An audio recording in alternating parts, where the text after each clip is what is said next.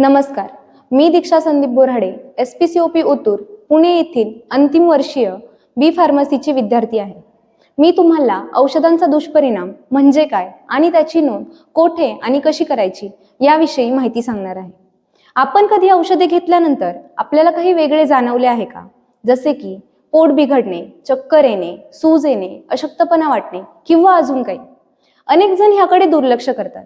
काही म्हणतात आपोआप ठीक होईल, तर काहींना कोणाला सांगायचे हेच माहीत नसते.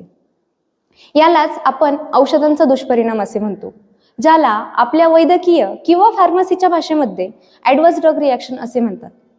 ॲडव्हर्स ड्रग रिॲक्शन म्हणजे काय? औषधे सामान्य मात्रेमध्ये घेतल्यानंतर होणारा अनपेक्षित आणि हानिकारक परिणाम म्हणजे ॲडव्हर्स ड्रग रिॲक्शन.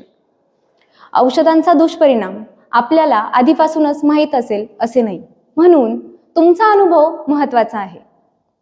भारतात ॲडव्हर्स ड्रग रिॲक्शनची नोंदणी फार्माकोव्हिजिलन्स प्रोग्राम ऑफ इंडिया PVPI अंतर्गत करता येते. फक्त डॉक्टरच नाही, तर रुग्ण आणि कुटुंबीय देखील नोंद करू शकतात. आपल्याला पूर्ण खात्री असणे गरजेचे नाही.